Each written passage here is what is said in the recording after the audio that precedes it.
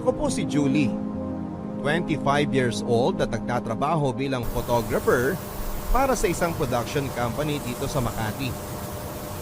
Panganay ako sa 3 magkakapatid at ulila na kami sa ama. Si mama na lang ang naiwan sa amin. Maraming nagsasabi na kamukha ko si Camille Prats noong dalaga pa ito. Pareho kaming cute at masayahin ang aming mukha. Ang totoo niyan ay masayahin talaga ako. Ang sabi nga ng mga kaibigan ko, ang tingin ko daw sa buhay ay half full palagi ang baso at hindi half empty. Kaya palagi ako nakangiti. Kahit nahihirapan na ako ay ngingiti pa rin ako. Ayokong pinapakita sa iba na umiiyak ako. At saka hindi rin naman ako madaling umiyak. Pero kapag umiiyak ako, buhos po talaga. Alam mo Papa Dudut, matindi rin ako kung magkagusto sa boys. Lalo na noong high school ako. Hindi ako nahihiyang magbigay ng love letter o kaya kapag may libreng oras ako ay sinusundan ko yung taong gusto ko. Iniisip ko kasi, masaya ako kapag nakikita ko ang taong gusto ko o yung crush ko. Nagkakaroon ako ng inspirasyon, makita ko lamang siya. Natutuwa ako kapag napapangiti ko siya. Sa akin ay okay na yon. Hindi na niya kailangang magkagusto pa sa akin. Pero syempre mas okay kung magkakagusto siya, hindi ba? Pero okay lang kung hindi naman. Nadala ko yung mga ganitong pag-uugali hanggang sa mag-college ako. Papunta pa lang ako sa freshman orientation namin nung una kong makita si Roman. 24 lang siya noon pero nasa final year na sa law school. At dahil hindi ako inabutan ng K to 12, 16 years old pa lamang ako nang pumasok na freshman sa isang malaking university sa Metro Manila. Nagkaroon ng aksidente noon sa daanan. Nagkabuhol-buhol ang traffic dahil may tumaob na van. Bumaba kami sa sinasakyan naming jeep dahil nakita naming nagkakagulo na ang mga tao. Nakita ko na may mga tao sa loob ng van na hindi pa rin makalabas. Yung iba, umiiyak.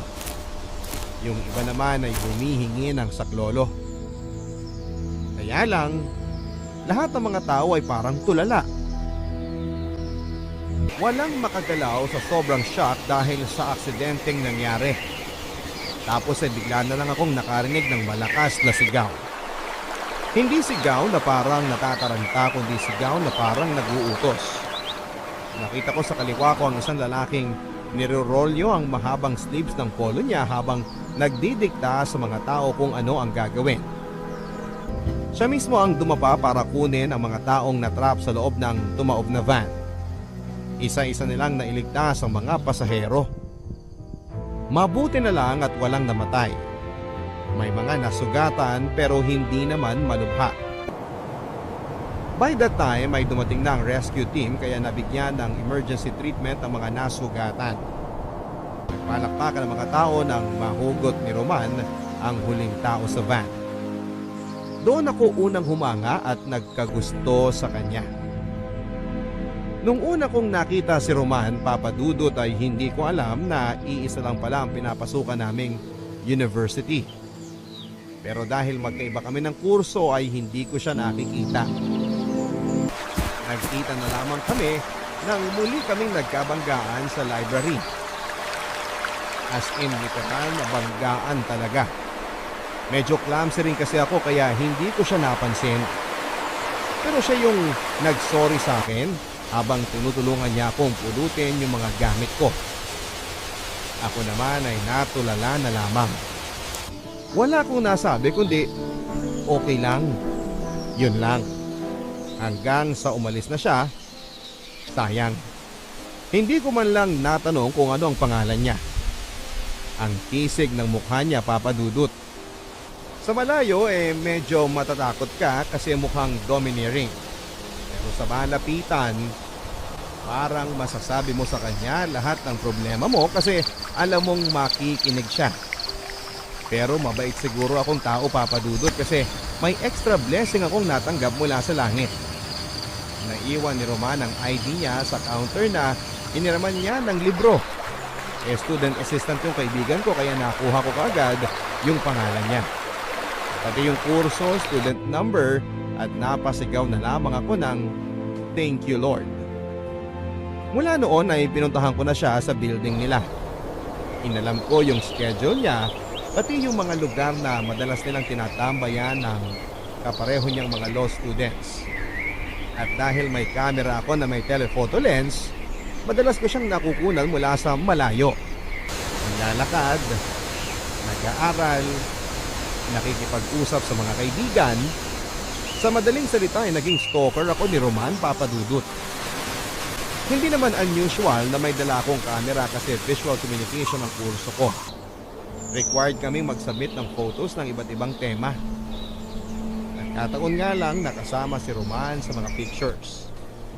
Kapag landscape, nandun siya sa tabi ng puno, nag-aaral. Kapag cityscape ang tema, naglalakad siya habang isang luma at mataas na building ang nasa likuran niya. Kapag portrait tour, puro mukha niya. Wala akong magagawa. Inspired ako kapag siya ang kinukunan ko, Papa Dudut. Yun nga lang, hindi ko alam na napapansin na pala niyang sinusundan ko siya. Ang ganda ng kuha niya rito, di ba? Ang soft ng tapo ng ilaw sa harap, tapos may highlight sa buhok. Ikaw talaga, mas inspired ka. Gaganda ng kuha mo. Lalo na kung kasama si attorney sa picture. Uy, hindi ka niya nahuhuli na kinukunan mo siya. Hindi ko alam kung alam niya. Parang deadman naman siya pag nakikita niya ako. Pero one time, hindi ko alam kung malinit ang ulo niya. Nung kukunan ko na siya habang nakaupo sa bench sa labas ng building nila, dapat tingin siya sa akin. Masama ng tingin. Kaya bigla ko alam siya kung ko. Kunwari kukunan ko yung picture ng puno sa harap ko. Nakakatawa ka talaga. Kung ako yun, baka tumakbo na ako bago mapahiya. Hindi naman siguro ako nahihiyain ni attorney. Mukha naman ako mabait. Tsaka may legitimate excuse naman ako para kumuha ng pictures. Yun nga lang, nakaparin ako ang tension. Huwag mo sabihin ikaw ang maliligaw, ha? Uy, hindi ah. Pero pwede rin. Kaya lang, baka pagkaharap ko na siya, matulala na naman ako. Tapos wala akong masabi. Kagaya nung nagkabanggaan kami sa library. Uy, tagal na nun, ah. Patapos na yung sem, nahihiya ka pa rin. Hindi ko nga alam eh. Kahit sa malayo, kumakabog yung dibdib ko sa sobrang kabe. Eh di lalo na ako sa malapitan. Baka atakihin na lang ako sa puso. Malamang. Excuse me, ikaw si Julie? Ha? Ikaw si Julie? Oo. Ako nga, attorney. Ano? Ako si Julie. Hi! Huwag ka masyado maging friendly sa akin. Ha? Kailangan kong i-confiscate yung SD card ng camera mo. SD card ko? Bakit? I believe majority ng mga kuha mo sa SD card mo ako ang subject. Dahil hindi ka nagpaalam sa akin, pwede kong i-confiscate ang mga kuha mo. Ha? Nagkataon lang nakasama ka sa picture pero hindi naman ikaw ang main subject eh. Kahit tignan mo pa, oh. Tsaka akin to. Akong may-ari ng mga picture na kinunan ko, hindi ikaw. Alam mo, Miss Julie, I suggest huwag ka na makipag-argue sa isang law student tungkol sa ownership rights. Pero... Ibigay mo na sa akin yan. I-delete ko na lang. Huwag mo nang kunin. Please naman oh. No. Akin na. Please. Bigay mo na. Nagsabi na naman ng please eh. Ito nga. Thank you. Lagot. Paano yung mga plates mo? Uy, nakita mo lang yung asawa mo. Nabaliw ka na. Hindi. Nakita ko lang siya. Naging artist na ako. Yung lumang SD card ang binigay ko sa kanya. Yun yung SD card na wala siya sa picture. Pinagpalit ko habang nagtatalo kami kanina. Ay, grabe siya oh.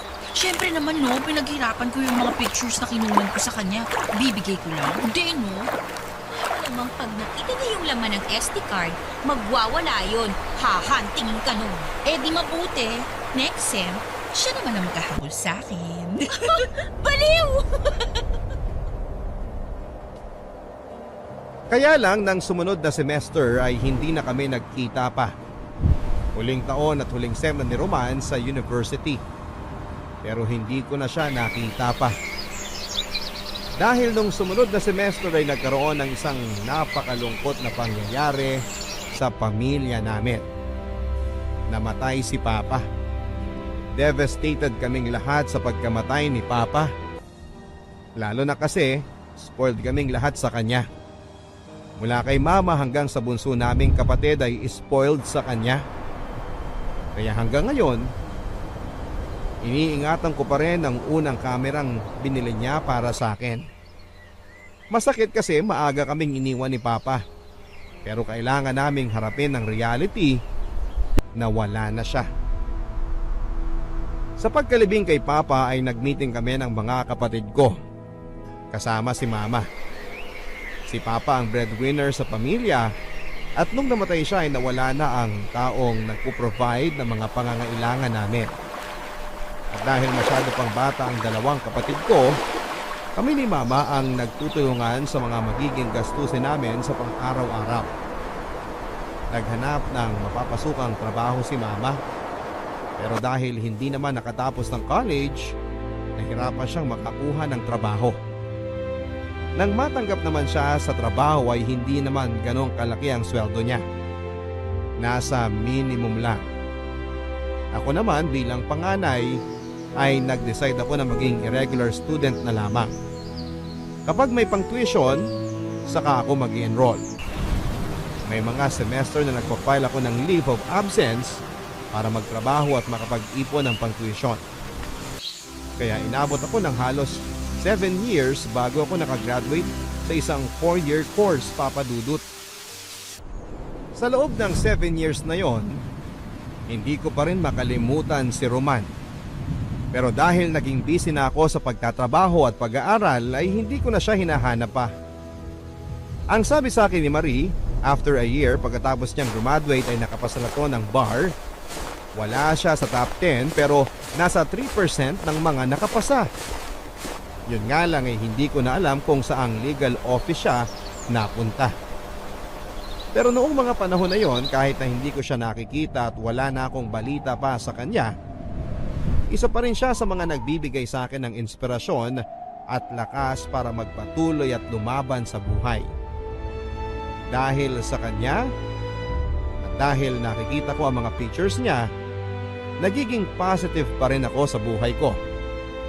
Kahit sumagi sa isipan ko na baka nag-asawa na siya, masaya pa rin ako at iniisip ko at least yung taong nagbigay sa akin ng saya, masaya na rin sa buhay niya. Pagka-graduate ay nahirapan akong humanap ng trabaho. Kung meron man, puro racket lang sa production. Hindi stable ang sweldo.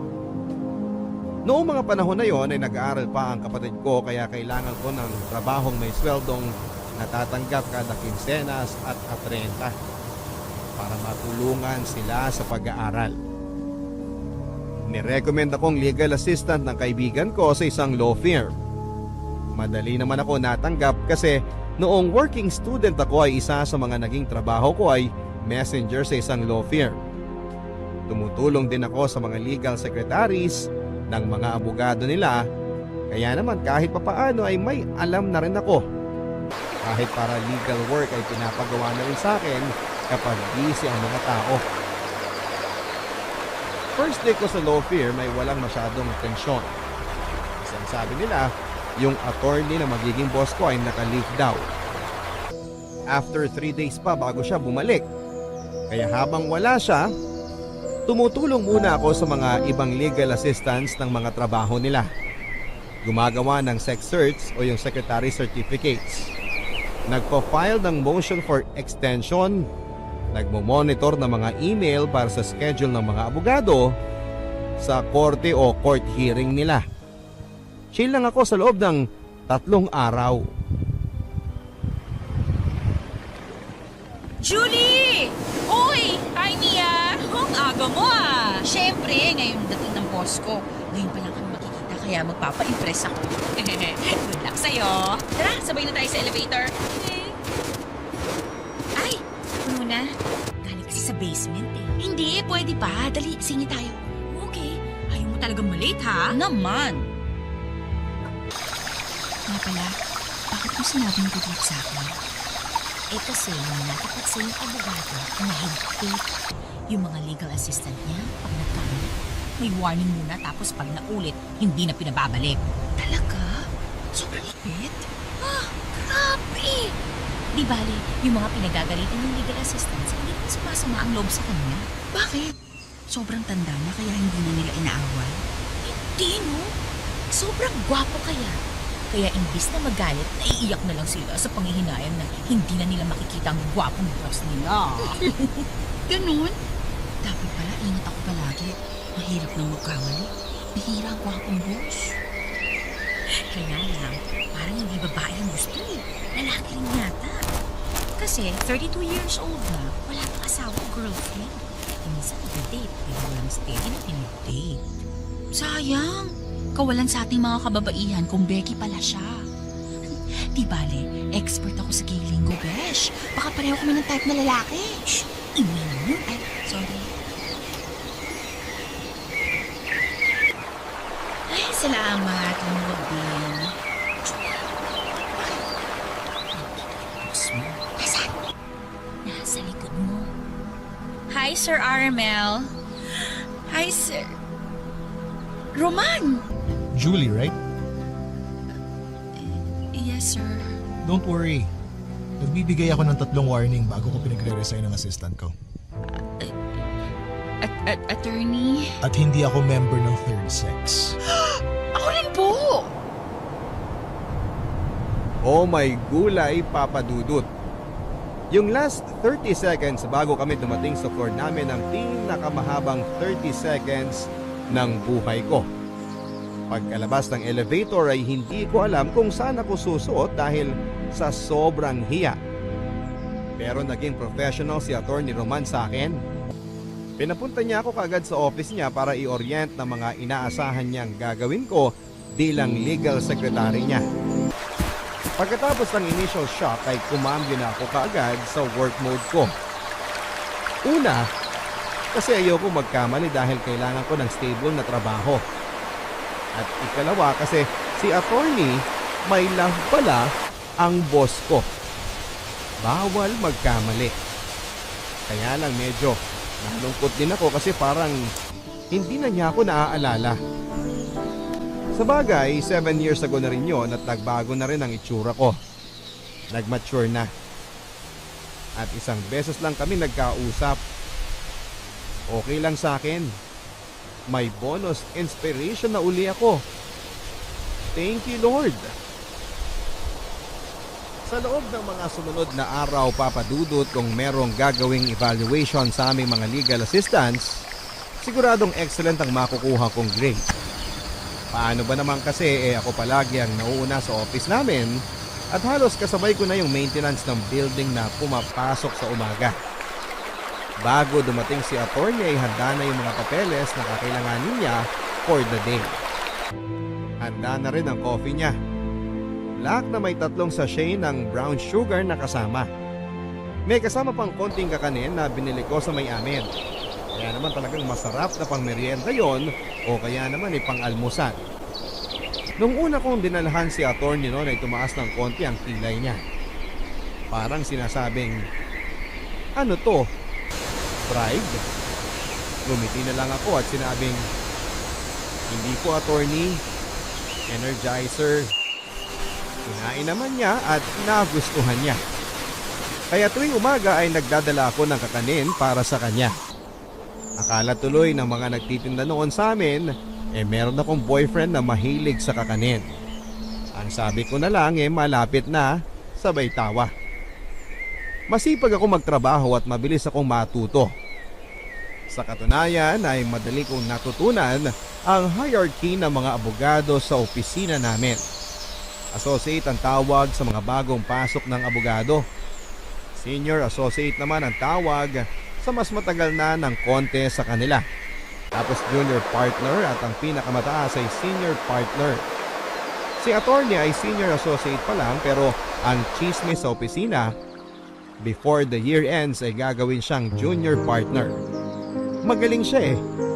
Hindi ko pa siya nakikita in court pero ang sabi nila kapag alam nilang si attorney Roman ang abogado ay medyo natatakot ang kalaban. Nalaman ko din na kahit saan pala ay merong discrimination. Kahit sa isang law firm ay siguradong hindi sadya o glaring pero meron. Minsan kahit na hindi namin trabaho ay pinapagawa sa amin. May mga nagpapabili ng pagkain, nagpapabitbit ng mga bag nila sa sasakyan, papupuntahin ka sa bahay nila para pick upin ang ilang mga documents, tapos ay makikidaan pa sa pinalonde nilang suit total on the way naman daw. In other words, hindi lang kami legal assistant, kundi personal na secretary din nila. Ako, okay lang sa akin kahit pagpalinisin ako ni Attorney Roman ang kondo niya. Si Attorney may love naman yun eh. Para sa kanya ay gagawin ko. Kaya lang naaawa ko sa ibang legal assistant. Lalo na kay Mia na napunta sa kanya yung isang babaeng lawyer na medyo matapobre. Yung kapag tinitingnan ka, alam kong peke o branded ang suot mong damit at alam kong may K o wala ang suot mong jewelry. Sa tuwing pinapagalitan ni Attorney Casey si Mia, parang akala mo may nakuha siyang alipin. Pero bumabawi naman ito. Kapag alam niyang napaiyak niya si Mia, kinabukasan ay nagdadala to ng lunch para kay Mia. Ang sarap ng lunch mo ha. Alam mo na kung bakit. Ba't hindi ka kasi magpalipat ng lawyer? Hindi pwede. Dahil kay Attorney Casey kaya ako napasok dito. Isa pa, bumabawi naman siya pag alam niyang pinagalitan niya ako. Tapos uutusan ka niya uli ng mga personal errand niya. Hindi lang yun. Sanay na ako. Pag nag-a-abroad naman siya, may pasalubong ako, no? Yung pagkain na binibigay sa eroplano? Halata ba? Oo. Oye, bakit ikaw? Kahit hindi mo na trabaho, ginagawa mo pa rin para kay Attorney Roman. At least si Attorney Roman, hindi niya ako inuutusan. Ako na yung nagkukusang gawin yung ilang personal errands niya. Minsan nga kahit ayaw niya, ginagawa ko pa rin.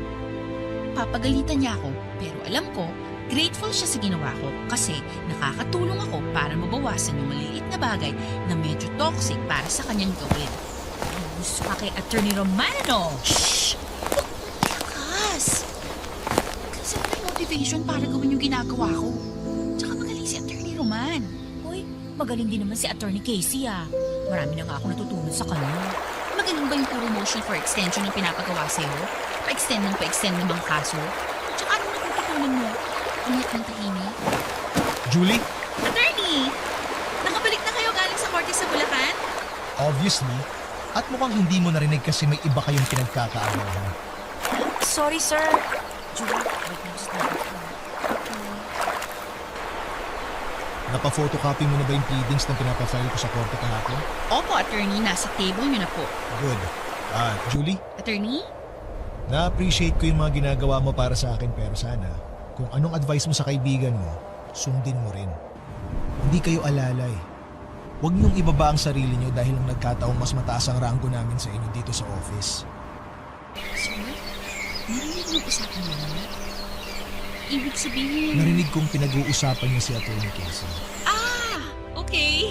Pareho kaming senior associate ni Attorney Casey, kaya sana, huwag niyo siyang pagchichismisan. Sorry, attorney. Huwag mong gawing forever ang pagiging legal assistant. May iba ka pang skills na pwede mong pagkakitaan. Ano pong ibig niyong sabihin?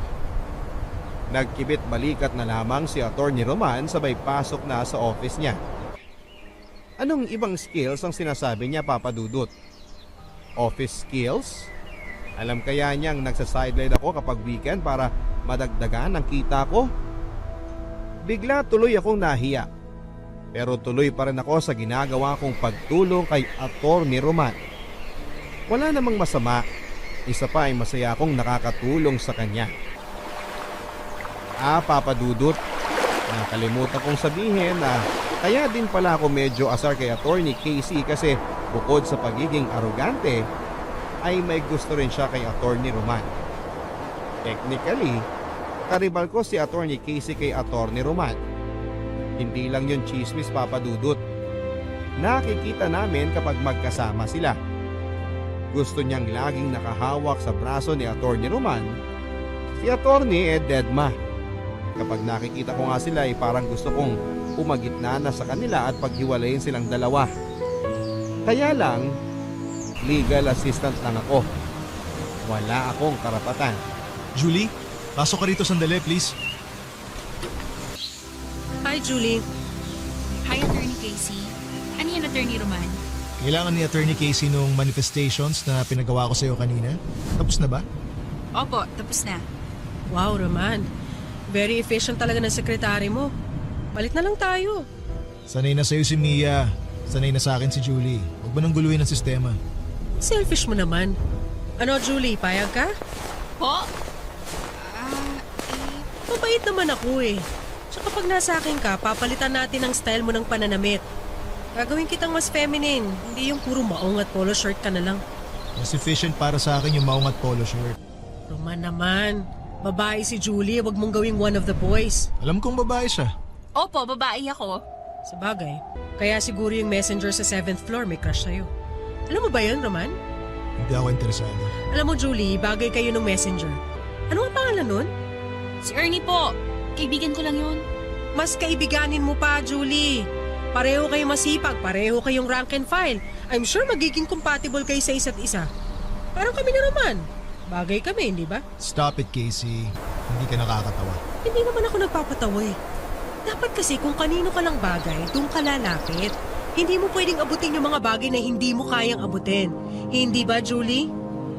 Pwede naman pong tumungtong sa hagdan pag hindi na maabot. Ano? Nangiinis ka ba? Ay, hindi po, Attorney Casey.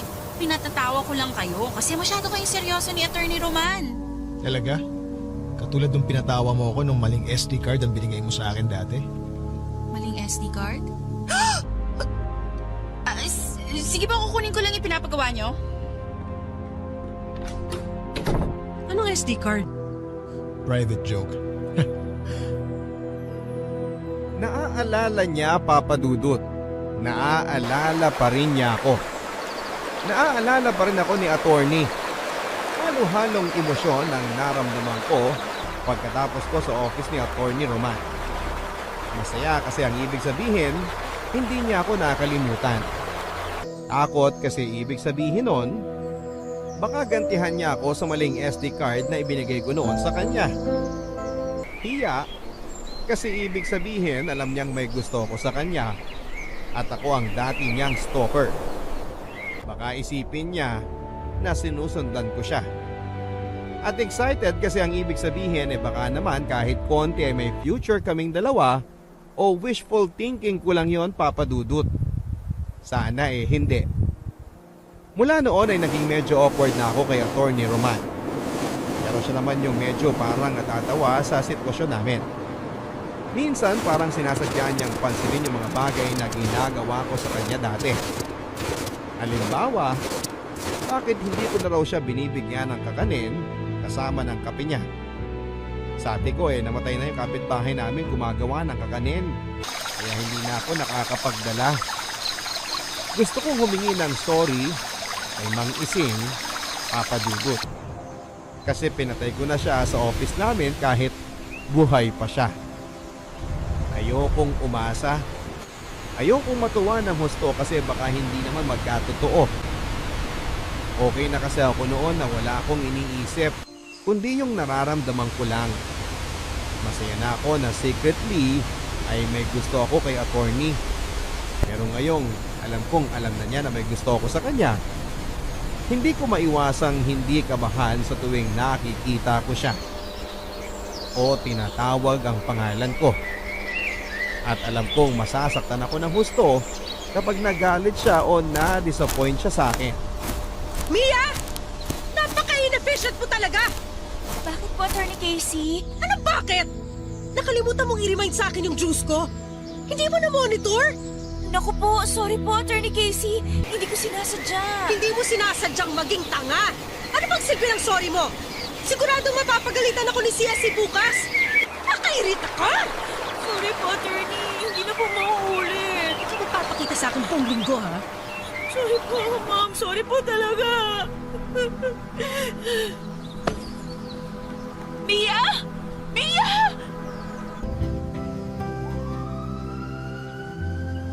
Oh, tapos ng palabas. Ba't nandito pa kayo sa labas? Nagkamalay na si Mia. Pinadala ko na lang sa ospital para makasigurong hindi na bagok ang ulo niya at lalo maging inefficient. Hindi maganda yung sinabi mo, Casey. Bakit? Kasalanan ko bang hinimatay siya? Hindi ko naman siya sinaktan ah. Mahina kasi ang loob. Kaya kinakayan-kayanan niyo siya. Ano? Julie! Matagal na nagtitiis sa inyo si Mia, Attorney Casey. Hindi niya kayo sinasagot dahil may utang na loob siya sa inyo. Pero wala kayong karapatang insultuhin ang pagkatao niya. Sekretary niyo siya, hindi niyo siya alalay o alipin. Abogado pa naman kayo, hindi kayo marunong kumilala ng karapatang pantao ng bawat nilalang?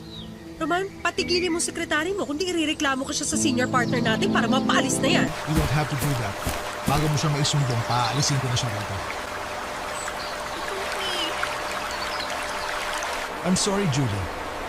Tama ka, pero hindi tama ang ginawa mo. Hindi ko mapapalampas yun sa isang subordinate. Attorney, huwag na kayong mag-abala na sasandahin ako. Magre-resign na lang po ako. Kahit masakit, Papa Dudut, ay nag-resign ako. Pero hindi masama ang loob ko.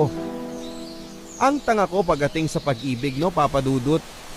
Hindi na nga ako kinampihan ng taong mahal ko. Naiintindihan ko pa kung bakit niya ginawa yon. Ayoko maging minus point sa kanya ang pagkakaroon ng sekretary na walang manners at paalaaway. Ayokong dahil doon kaya hindi siya gagawing junior partner kasi kapag nangyari yon, ako ang unang malulungkot. At saka ang sabi naman niya, meron akong ibang skills na pwede kong magamit kung sakali. Kaya hindi ako natatakot na mag-resign. Nangihinayang lang ako kasi malaking tulong sa pamilya namin yung 15 at 30 na siguradong sweldo ko. Pero kilala ko yung pamilya ko. Alam ko na maiintindihan nila kung sakaling tipid muna kami hanggat hindi ako nakakahanap ng kapalit na trabaho. Nagbigay ako ng 2 weeks notice sa opisina para makahanap sila ng ipapalit sa akin at ma-endorse ko ng maayos sa papalit sa akin ng trabahong iiwanan ko sa kanya. Si Atty. Roman, hindi ko alam kung galit sa akin o masama ang loob kasi masyadong formal ang trato sa akin. Parang ako ang sinisisi niya na nag-resign ako. Pagdating nung huling araw ko sa opisina, nagpaalam ako kay attorney. Attorney Roman, Yes? magpapaalam na po ako sa inyo. Maraming salamat po sa lahat. Sa lahat ng ano? Sa kabutihan nyo, sa mga itinuro nyo sa akin, at sa mga advice nyo sa akin. Yun lang? Opo. Sigurado ka? Okay, magiging honest na ako. Salamat kasi ikaw ang naging inspirasyon ko habang nagtatrabaho ako dito. Dahil sa'yo, naging masaya ako. At sorry kasi na-disappoint ka sa akin dahil sa ginawa ko kay Attorney Casey. At sorry, hindi na kita pinupo. Hindi mo ba ihihingi ng sorry yung ginawa mong panluloko sa akin 7 years ago? 7 years ago? Ibig sabihin yung... SD card. Grabe naman itong magtanim ng galit. Ang lalim ng ugat. Sorry dun sa SD card. May malilipatan ka na bang trabaho? Maghahanap pa ako. Okay lang? Huwag ka mag-worry, makakahanap din ako ng ibang trabaho. Naalala mo si Guillier, yung classmate ko sa law school? Yung kasama ko nung binigyan mo ko ng maling SD card. Gillier palang pangalan niya. Mayari siya ng isang production house. Maghahanap siya ng in-house photographer. Stable na trabaho. Gusto mo subukan? I-recommend mo ako? Gusto mo ba? Oo naman. Wow. Salamat, attorney. Oh, batong iiyak ka. Kasi hindi na kita makikita. Sorry, attorney. Siguro by now, alam mo nang mula noon hanggang ngayon, may gusto ako sa inyo. Pero huwag kayo mag-alala. Hindi ko naman ihihingi na ibalik nyo sa akin ang pagmamahal na binibigay ko. Okay na akong nasabi ko to sa inyo. At least pag alis ko dito, wala akong regrets. Salamat sa masayang 7 years, attorney. Maraming salamat din. Pinuntahan ko yung production house na sinasabi sa akin ni Roman, Papa Dudut. Nagulat ako kasi hindi siya cheap na production house. Marami silang ads na ginagawa at hindi basta-basta ang mga kliyente nila. Nakilala ko kaagad si Gilier, yung kaklase ni Roman. Ibinigay ko yung resume ko at in-interview niya ako. Nakapasa ako bilang in-house photographer nila. Pati ako ay nalula sa bilis ng mga pangyayari. Pero hindi ako nagrereklamo. Kasi ito yung ideal situation para sa akin. Ginagawa ko ang trabahong gusto ko na may stable na sweldo. After a few months at hindi sa pagmamayabang, siguro dahil sa husay kong kumuha ng pictures, ako ang madalas na nire-request ng mga kliyente sa mga event and photoshoots nila. Si attorney, naaalala ko pa rin. Kapag may lull sa shot o kaya naman kapag wala akong ginagawa, siya ang naiisip ko kaagad. Kumusta na kaya siya? Okay kaya yung sekretary niya na pumalit sa akin? Sana hindi siya binibigyan ng sakit ng ulo. Tapos ay bigla akong hihinto sa pag-iisip. Marirealize ko na malala na to. Kailangan ko nang kalimutan si attorney. Kasi hindi ba kung may gusto siya sa akin, sana ibinibisita niya ako dito sa bago kong trabaho. Alam naman niya kung saan ako lumipat at kaibigan naman niya si Gilier. Pero wala. Ang sabi ko tuloy sa sarili ko ay tama na, Julie. 7 taon ng buhay mo ay naubos na sa kanya. Move on ka na. Pero paano ako makaka-move on kung pati si Sir Gilier kapag nakikita ko ay si Attorney Roman ang laging kinukwento. Oh, Julie, overtime ka? Yes, sir. Sandali na lang to. Kinokorek ko lang yung kulay ng model. Gusto ko yan. Medyo underexposed ang dating. Parang may mystery. Yun naman po kasi ang overall concept ng kliyente. Good. Parang ganyan yung isang picture na pinakita sa akin ni Roman na kinunan mo. Sir? Anong picture? Wala naman akong binigay na picture na kinunan ko at binigay ko kay Attorney Roman, ah. Ay, sorry. Hindi mo ba alam? Pinaprint siya yung mga picture na kinunan mo noong 7 years ago sa binigay mong SD card sa kanya. At mula doon, nagustuhan ko yung mga kuha mo kaya formalities na lang yung interview ko sa'yo. Kasi para sa akin, hired ka na. Teka, paano? Nagulat ka, no? Freshman ka pa lang, nabanggit ka na sa akin ni Roman. Naintriga raw siya sa isang babae na nakipag-away sa isang pasahero sa UV Express na ayaw umusog para mapaupo ng maayos ang isang matandang lalaki. Hindi ko maalala yung... Nakaupo kami ni Roman sa harap. Nasa likod ka naman nakaupo. Sinita mo yung babae kasi tinatarayan yung matandang lalaki. Kinausog mo kasi nahihirapan yung matanda. Kaso, ayaw umusog ng babae. Sabi niya, pababain na lang daw yung matanda at babayaran niya yung upuan. Nung narinig mo yun, inaway mo yung babae. Hindi ko na maalala yung sinabi mo. Pero tawa kami ng tawa ni Roman pagbaba namin. Kung ano-ano kasing batas ang sinabi mo doon sa babae, mali-mali naman yung mga sinabi mong batas. Naalala ko na! Ibig sabihin, mas una pa akong nakilala ni Attorney? Hindi ko alam ang timeline ng love story niyo. Pero alam niya, every time nandiyan ka at kinukunan mo siya ng picture. Minsan okay sa kanya pero pag alam niyang may klase ka, naiinis siya. Kasi alam niya nag-cut class ka dahil sa kanya. Sabi pa niya, ikaw raw ang stalker angel niya.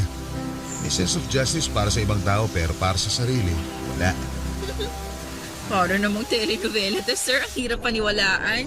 Ewan ko sa inyong dalawa. Natatawa nga ako nung kinuwento niya na ikaw ang legal assistant niya. Alam mo bang hindi niya alam kung anong gagawin niyang trato sa'yo? Teka. Sir, ibig mong sabihin, may gusto rin siya sa akin? Hindi mo ba siya tinanong? Hindi. Malay ko, hindi na siya nagsasabi. Masyado madrama ang kwento niyo. Pabuti pa siya na lang kausapin mo. Baka mamaya ako pa masisi niya. O sige, tapusin mo na yan tapos umuwi ka na. Papadudot ako yung stalker, hindi ba? Pero sa mga sinabi ni Sir Gilier, pareho pala kaming stalker ng isa't isa.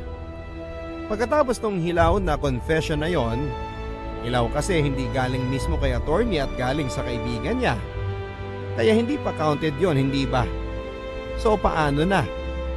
Hindi ko na alam ang gagawin. Paano magpa-progress ang level ng relationship namin ni attorney kung hindi niya ako tinatawagan o binibisita sa bago kong trabaho. At ako naman, nahihiyang tumawag o puntahan siya sa trabaho. Ang dali lang ng problema namin pero hindi namin masolusyonan, and in the end, naisip ko na dahil ako naman ang mas bata, ako na lang ang magpapakumbaba. Lily, pakipasok dito yung compliance na pinagawa ko sa'yo.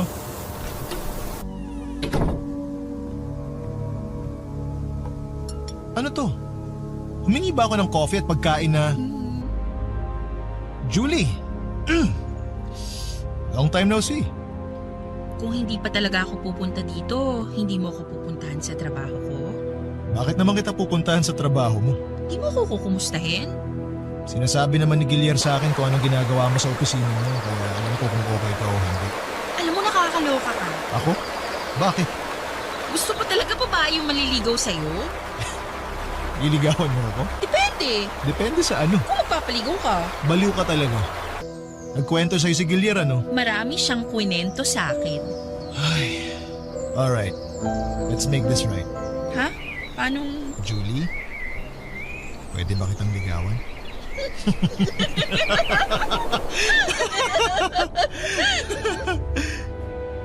After 8 years ay naging kami ni Attorney Roman Papadudut. Ang haba at ang corny ng love story namin. Puro hit and miss pero sa bandang huli, na-hit din. Apparently, hinanap din niya ako pagka-graduate niya. Pero dahil naging abala na sa bar at sa trabaho ay hindi na niya ako pinursu. At noong nakita niya akong muli, nagulat daw siya. Gusto na raw niyang itanong kung bakit ako nandun sa law office o kung saan daw ako nagpupunta, pero pinigilan niya ang sarili niya dahil siya ang boss ko. Sa ngayon ay magpo 2 years na kami ni attorney. Hindi na namin kailangan i-stop ang bawat isa para ipakita ang pagmamahal namin. Sana na-inspire ang mga tagapakinig ninyo sa kwento namin ni Roman Papadudut. Alam kong hindi lahat ng kwento ng pag-ibig nyo sa Barangay LS nagtatapos ng happy ending at may forever. Pero sana, sa pamamagitan ng kwento namin ay ma-inspire silang muli at maniwala na posible pa rin ang happy ending sa kwento ng pag-ibig nila. Isang magandang araw sa lahat ng mga kapuso at kabarangay na nakikinig ngayon sa inyong programa. Ako nga pala si Dexter. 36 years old at nagtatrabaho sa isang advertising company dito sa Mandaluyong. Sa totoo lang, ngayon pa lamang ay medyo naluluhan na ako habang sinusulat ko ito. At sana ay may share ko ng maayos ang kwento namin ni Aubrey. Papadudot bago pa lamang ako noon sa kumpanya bilang isang production artist nang makilala ko si Aubrey. Siya ang aming creative director. Sa unang beses pa lamang na pagkikita namin sa opisina niya para ipaalam sa akin ang mga dapat at hindi ko dapat gawin sa oras ng trabaho, ay aminado akong attracted na ako sa kanya. Maganda kasi talaga siya, Papadudut. Matangos ang ilong, makinis ang mukha at singkitin ang kanyang mga mata. Idagdag pa na maganda ang kutis niya at malingkinita ng kanyang katawan. At para mas lalo ninyong ma-imagine kung gaano siya kaganda, ay malaki ang pagkakahawig niya kay Miss Sanya Lopez. Kaya walang lalaki ang hindi hahanga sa unang beses na makita siya. Pero sa kabila ng napakagandang mukha ni Aubrey, ay ang pagiging mataray at suplada niya, Papadudut. Medyo perfectionist siya pagdating sa kanyang trabaho.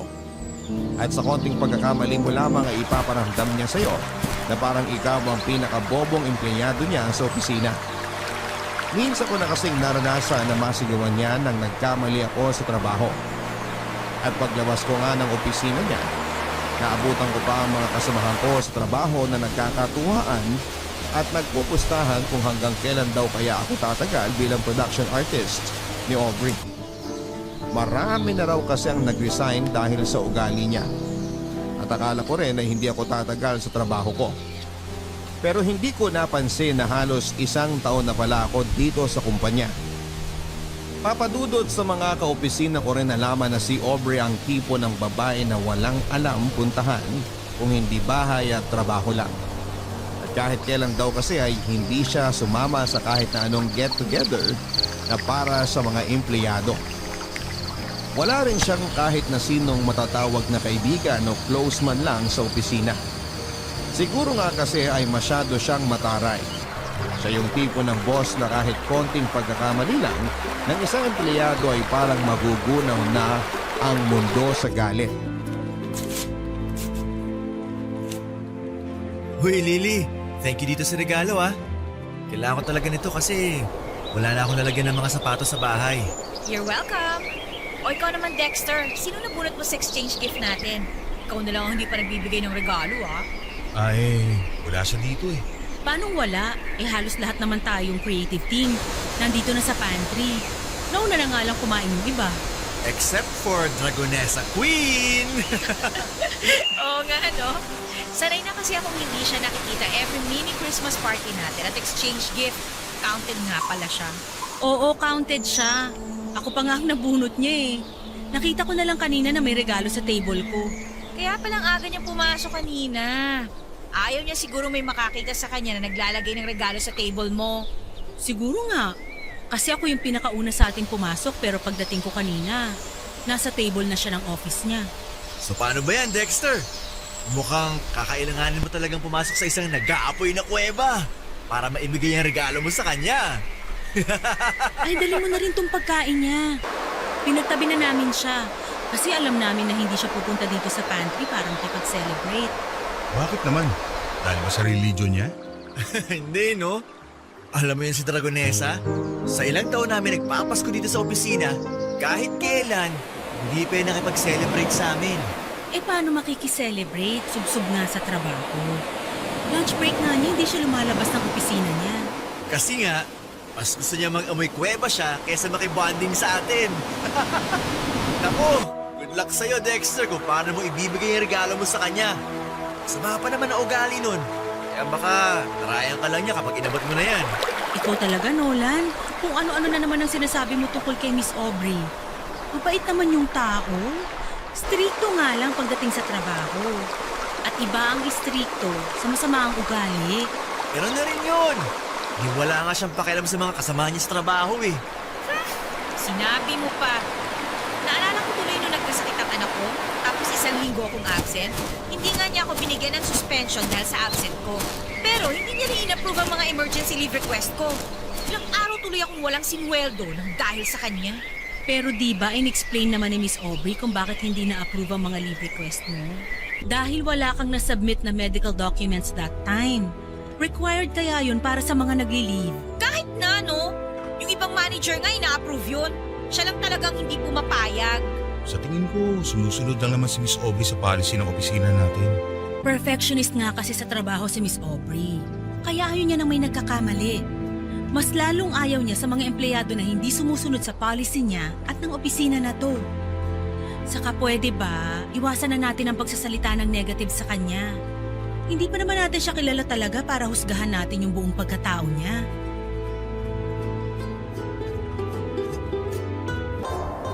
Papadudot, tama naman ang office mate ko na si Lauren sa mga sinabi niya.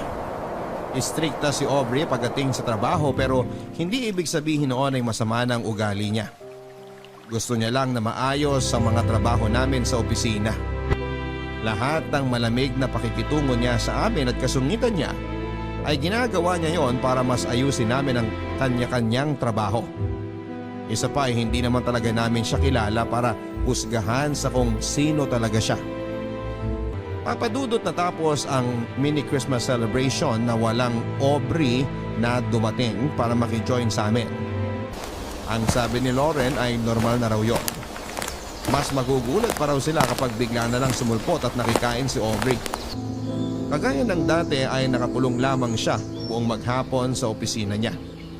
Ni hindi ko siya nakitang lumabas para kumuha ng pagkain o inumin. Medyo pinoproblema ko tuloy kung paano ko ibibigay sa kanya ang regalo ko at ang ibinili na pagkain sa akin na para sa kanya.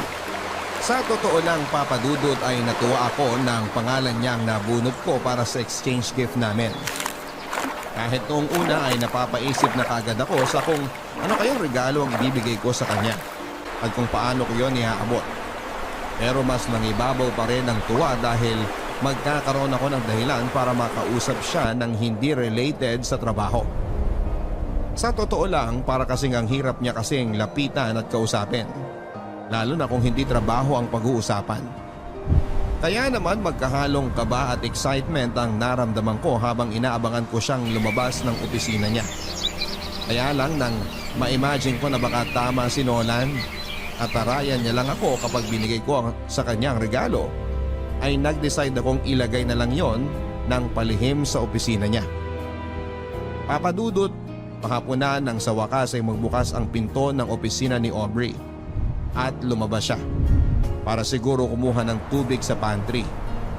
Saglit akong pumasok sa opisina niya at nilagay ang regalo ko para sa kanya, pati na rin ang pagkain. Nang makabalik ako sa table ko ay medyo nakahinga na ako ng maluwag at muling nakapagtrabaho ng maayos.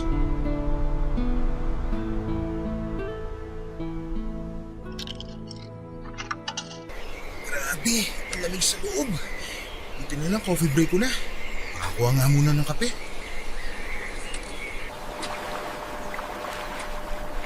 Mas Aubrey ba yung nag-iwas mag-isa mo?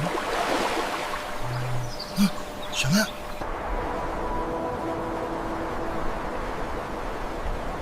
Miss Aubrey, gusto mo ng kape?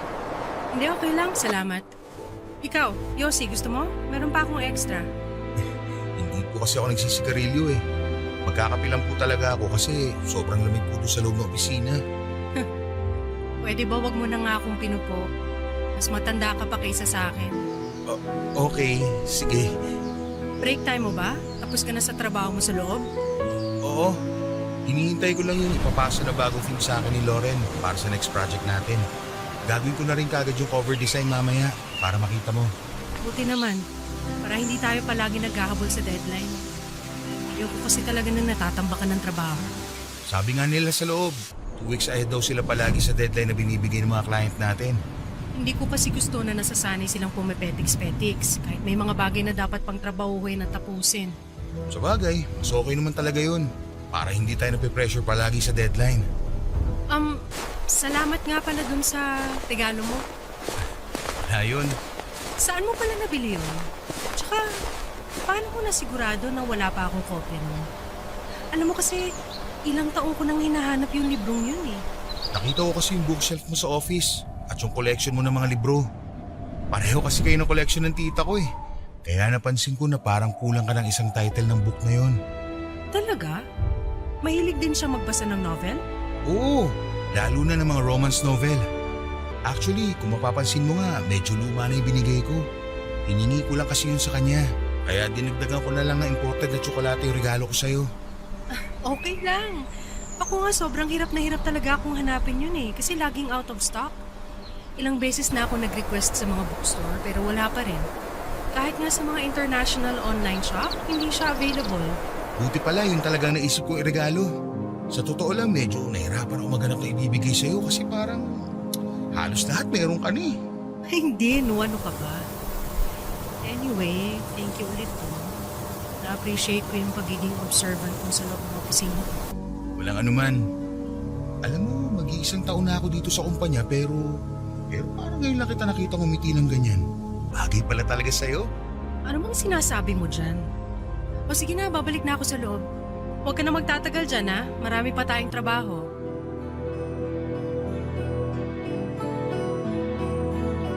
Papadudot, sobrang natuwa talaga ako nang makita kong nagustuhan ni Aubrey ang regalo ko sa kanya. Hindi ko kasi talaga inaasahan yon. Alam ko kasi na may kaya sa buhay si Aubrey, tapos isang lumang libro lang ang ireregalo ko sa kanya. Sinubukan ko rin kasing hanapin yon sa bookstore at online, pero wala na akong makitang kopya.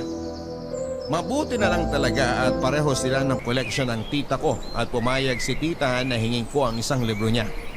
Sinamahan ko na lang ng mamahaling tsokolate para naman hindi isipin ni Aubrey na tinipid ko ang regalo ko para sa kanya. Pero alam mo, Papa Dudut, kung ano ang mas hindi ko inaasahang makita ng araw na yon. yung pagngiti niya habang magkausap kaming dalawa. Sa loob ng halos 1 taon na nagtrabaho ako sa advertising company na yon ay ni isang beses ay hindi ko siya nakitang ngumiti ng ganon. Kaya naging sobrang espesyal sa akin ang saglit naming pag-uusap ni Aubrey. Papadudot, sa pagpasok ng bagong taon ay napansin ko ang unti-unting pagbabago kay Aubrey. Oo, masungit pa rin siya. Mataray at perfectionist pagdating sa kanyang trabaho. Pero paminsan-minsan ay nagagawa na niyang ngumiti na talaga namang bagay na bagay sa mukha niya. Mas lalo siyang gumaganda at hindi nga nagtagat. Naramdaman ko na mas lalo akong nagkakagusto sa kanya. Hanggang sa ma-realize ko na nai-in-love na ako sa creative director ng company namin. Papadudot, dahil medyo nagiging close na ako sa creative director namin, ay Aubrey na lamang ang tawag ko sa kanya kapag kaming dalawa lang ang magkausap. Madalas din ay magkasama na kami sa coffee break. Doon namin pinagkukwentuhan ang mga bagay na hindi related sa trabaho. Kaya naman nalaman ko na high school pa lamang siya ay ulila na siya sa mga magulang. Wala rin siyang mga kapatid o malapit na kamag-anak na nakasama noon. Mag-isa siyang pinag-aaral at binuhay ang sarili niya habang nakikitira sa ninang niya na matandang dalaga. Mabait naman ang ninang niya dahil pinatuloy siya dito sa bahay papadudot. Kaya lang noong nasa college na siya ay namatay ito sa sakit sa puso. Kaya kinailangan niyang maghanap ng ibang titirhan. Kumuha siya ng maliit na kwarto. Nagtrabaho bilang service crew sa isang food chain at nag-aral sa gabi. Ganon ang naging routine ng buhay niya hanggang sa nakatapos siya ng college at magkaroon ng maayos na trabaho. At ngayon nga ay may mataas na siyang posisyon sa opisina namin, papadudot. May sarili na siyang bahay na siya lang mag-isa ang nakatira dahil wala na nga siyang malapit na kamag-anak. Yun din ang dahilan kung bakit sanay talaga siya nang walang kasama sa bahay o kahit sa trabaho. Isa rin daw sa mga dahilan kung bakit hindi siya madalas na bumingiti ay dahil pakiramdam niya nagiging mahina siya kapag nakikita ng ibang tao na parang mabait siya. Kaya pinapangatawanan na lamang niya ang pagiging isang dragonesa sa loob ng opisina.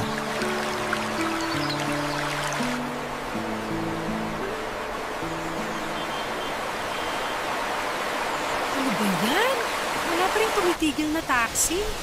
Mukhang tama nga si Mr. Torres. Sobrang traffic na ngayon. Kaya pala siya nagmamadali umalis pagkatapos ng dinner meeting natin kanina. Okay lang naman na matraffic basta may taxi. Kanina pa tayo dito hanggang ngayon wala pa rin pumapansin sa atin ng mga taxi driver. Ay, sakit na nga ng mga binti at paa ko dahil dito sa sapatos ko eh. Ganito na lang. Isang jeep lang yung bahay ng tita ko mula dito. Gusto mo, magpalipas muna tayo ng oras doon? Actually, reunion kasi namin ngayon. Ako lang yung absent sa aming magpipinsan. Ha? Bakit hindi mo sinabi na may kailangan ka palang puntahan? Sana ako na lang ang nakipag-meet kay Mr. Torres kanina.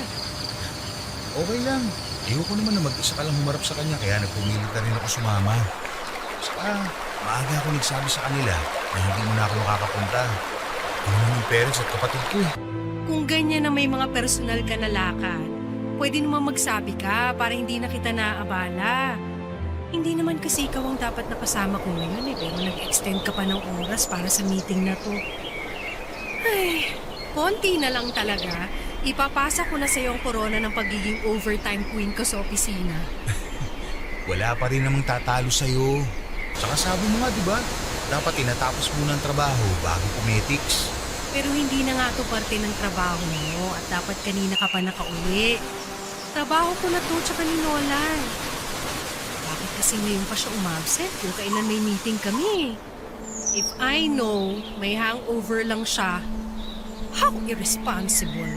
Oo, kumukunot na naman yung noo mo. Tama na nga yan. Pagsasamahin mo pa ang bad trip mo sa kanya at dito sa traffic ngayon. Pero ayun nga. Gusto mo bang sumama muna sa bahay ng tita ko ngayon? Malapit lang yun, promise. Eh, hindi na. Okay lang ako dito. Pumunta ka na doon. Dito na lang ako para maghintay ng taxi. Ano ka ba? Hindi naman kita pwedeng iwan dito na mag-isa. Isang jeep lang ang papunta doon sa kanila, kaya doon na lang tayo magpalipas ng rush hour. Hindi ba nakakahiya? Mababait ang mga pinsan ko. Tsaka nandun din naman ang parents ko eh. Pati yung makulit kong kapatid, sigurado makakasundo mo yun. Dati pa nga kita kinukwento sa kanila eh. Teka, ano na po kinukwento mo sa kanila tungkol sa akin? Na ano, bus kita. Saka, Saka ano pa? maganda ka. Sobrang ganda. Ha? Ano yun? Bakit bumubulong ka dyan, Dexter? Wala. Tara na. Punta muna tayo sa tita ko. Tignan mo, walang galaw ng mga sasakyan. Nahihirapan lang talaga tayo kumuha ng taxi ng ganitong oras. Kaya nga mauna ka na lang na umalis. Pumunta ka na dun sa reunion ng family mo. Okay lang ako dito, promise. Tatawagan or iti-text na lang kita kapag nakasakay na ako ng taxi. Aubrey, I insist. Hindi ako alis dito hanggat hindi ka pa nakakasakay. Ayos lang talaga ako. O ito, may taxi na. Taxi! Ano ba yan? May laman pala. Ano? Hindi pa rin ba magbabagong isip mo? Ikaw din. Baka gabihin tayo dito. Ayaw na ayaw mo pa namang nasasayang ang oras mo. Kasi naman. Ay. Nahihiya lang talaga ako eh.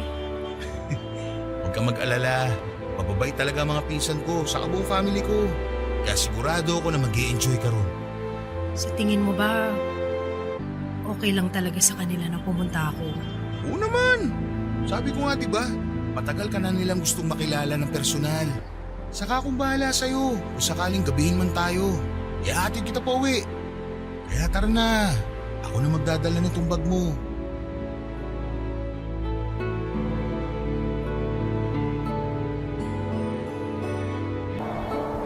Papadudot na convinced ko si Aubrey na sumama sa family reunion sa bahay ni na tita. Noong una ay medyo tahimik pa siya at suplada nang makilala niya ang pamilya at ibang kamag-anak ko. Siguro nga kasi hindi naman siya talaga sanay na makihalubilo sa maraming tao. Pero nang lumapit na sa kanya ang nakababata kong kapatid na babae na totoo namang makulit at madaldal, doon na rin siya nagsimulang gumiti at makipagkwentuhan. Hanggang sa pati ang pinsan ko, kinakausap niya na rin at nakainuman pa niya. Kaya pumayag na rin siyang ihatid ko siya pauwi sa bahay niya pagkatapos ng reunion. Papadudot simula ng araw na yon ay mas nakilala ko si Aubrey.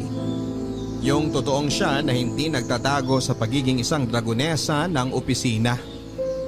At dahil naramdaman ko na wini-welcome niya ako sa buhay niya bilang isang malapit at totoong kaibigan, mas ipinakilala ko rin ang sarili ko sa kanya.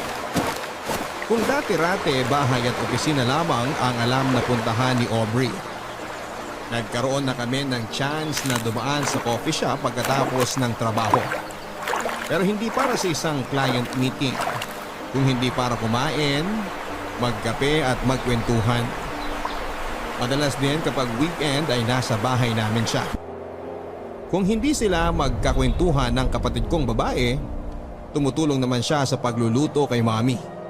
Pati na rin ang mga pinsan ko na pumupunta sa bahay, nakabanting niya at hindi siya matalo-talo pagdating sa inuman.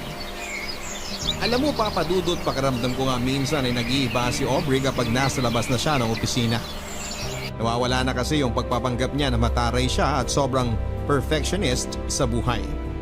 Kapag magkasama kami, nagagawa na niyang ngumiti at tumawa. Nasanay ako sa ganong setup namin. Kaya nang minsang mag-leave siya sa trabaho niya ng halos 2 linggo, na alam kong hindi niya talaga ginagawa, ay dinalaw ko siya sa bahay niya para kumustahin siya. Ang sabi niya sa akin ay may trangkaso lamang siya at pagaling na rin siya. Dumalaw raw kasi ang mga pinsan niya na galing sa ibang bansa na kaagad din namang umalis. Pero iba ang naging kutob ko, papadudot.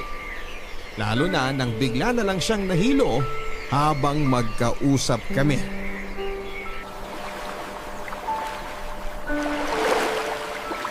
Hindi ka ba sinasabi sa akin, Aubrey? Siyempre wala. Ano namang itatago ko sa'yo? Ilang linggo ka nang wala sa opisina. Akala ko nga may trangkaso ka o sadyang masama lang ang pakiramdam mo. Kaya hindi mo nasasagot ang mga tawag ko. Sinabi ko naman na kaninang dahilan, di ba? Nagkaroon ako ng bisita dito, umuwi yung mga pinsan ko. At bigla akong tinrangkaso pagkatapos nilang umalis. Ilang beses ko bang kailangan ulitin sa'yo yun? Pero sinabi mo rin sa akin noon na halos wala ka ng kamag-anak na malapit sa'yo. Wala ka nang nakakausap sa kanila. Bakit biglang may mga pinsan ka na darating tapos magagawa pa makitulog dito sa inyo? Hindi ba talaga pwede mangyari yon? Wala ba talagang tao na pwede maging concern sa akin at gusto ako makasama? Hindi naman sa ganun. Kasi kung may totoong tao nag-aalala sa'yo, ako yun. Tapat ka nga sa akin. May sakit ka ba? Ano bang sinasabi mo? Pwede ba? Itigil na nga natin to pag-uusap na to. Wala akong sakit at wala akong tinatago sa'yo. Bakit ba kasi ang dami mong tanong? Concerned lang ako. Kasi syempre kaibigan mo na ako. Kaya nag-aalala ako sa'yo. Pero wala nga kasi akong tinatago. At wala rin akong dapat sabihin sa'yo. Tsaka sino ka ba? Sino ka ba sa buhay ko para mag-usisa ng kung anong-ano sa akin? Alam kong nasanay ka ng mag-isa. Walang sinasabi ng problema mo o nararamdaman mo. Pero inuulit ko, kaibigan mo ako. Alam mong handa akong makinig kahit ano pa yan. Umuwi ka na lang kaya. Kung ano-anong iniisip at napapansin mo eh. Dahil sigurado ako na may dapat akong malaman. Aubrey, ano ba? Pati ba naman sa akin magtatago ka pa? May ovarian cancer ako. At alam ko na may taning na ang buhay ko. Okay na ba? Masaya ka na sa nalaman mo? Pwede ka na bang umalis? Kailan pa? Bakit hindi mo lang sinasabi sa akin to? Dahil hindi naman kailangan. Kaya ko to mag-isa eh. Sanay naman ako na mag-isa eh. Pero pwede mo namang hindi kayanin mag-isa. Kaya nga nandito ako eh. Kasi gusto kong iparamdam sa'yo na hindi lahat ng tao iniiwan ka. Meron pa rin nag-aalala at totoong nagmamalasakit sa'yo. Na hindi ko nga kailangan. Hindi ko kayo kailangan.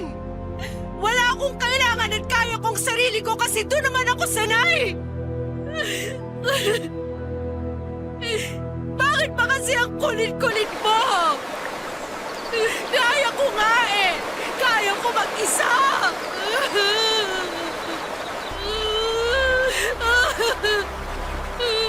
Kaya ko. Tama na. Kuya, hindi ka na ulit mag-iisa. Sasamahan kita. I'm sorry. Ang totoo, nung araw na nalaman ko may cancer ako, gusto talaga kita tawagan nun. Kasi ikaw lang naman ang nakakausap ko eh. Pero naisip ko na para saan pa. Mamamatay na lang din ako. Bakit pa ako magiging pabigat sa ibang tao? Hindi ka naman ibang tao sa akin eh. Pero ayoko pa rin maging pabigat sa'yo. Tsaka ilang taon na ako nabubuhay na mag-isa. Anong bago kung mamatay na lang din ako na nag-iisa? Hindi. Hindi ka mamamatay. At hindi ka na rin mag-iisa. Sasamahan kita. Sasamahan ka ng pamilya ko. Lalaban tayo. At mabubuhay ka pa ng mas matagal.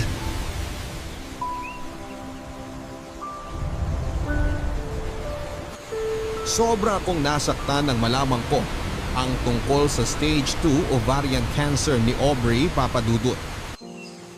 Alam ko namang wala namang kaming relasyon ni Aubrey.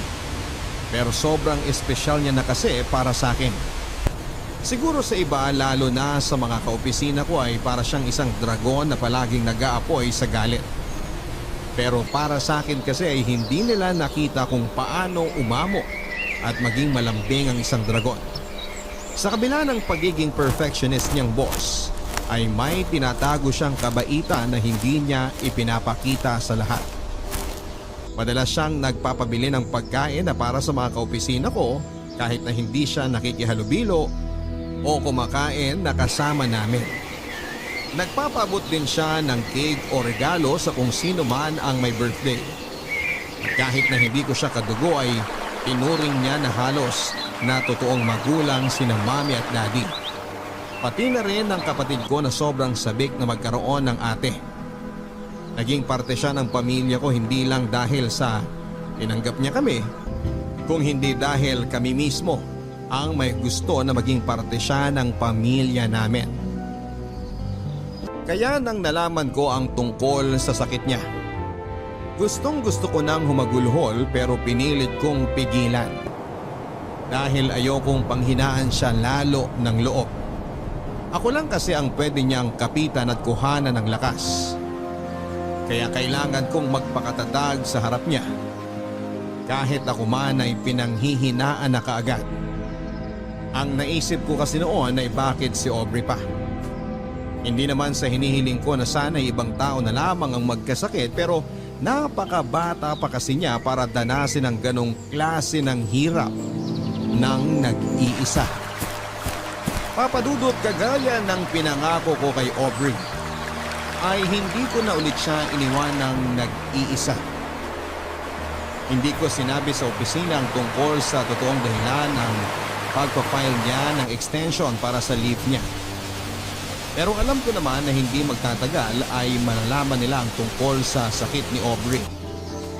Ayaw din kasi ni Aubrey nang kinakaawaan siya ng ibang tao. Mas gusto pa nga niya yung may ines na nararamdaman sa kanya. Nasanay na rin kasi siya sa ganon. Nag-iisa, walang kaibigan, pamilya o karamay. Kaya gusto niyang ipakita sa ibang tao na matigas siya at kaya niyang mag-isa. Kahit ang katotohanan ay hinang-hina na siya at kailangan na niya ng kasama. Papadudot, mula nga ng araw na nalaman ko ang tungkol sa sakit niya, ay madalas na akong pumupunta sa bahay niya. Palagi niya rin akong kasama sa mga check-up hanggang sa therapy niya. Nung una ay palagi niyang sinasabi na kaya niya at hindi niya kailangan ng tulong ko o ng kahit na sino. Pero syempre hindi ako papayag sa pagkakataon na ito na kayanin pa niyang mag-isa.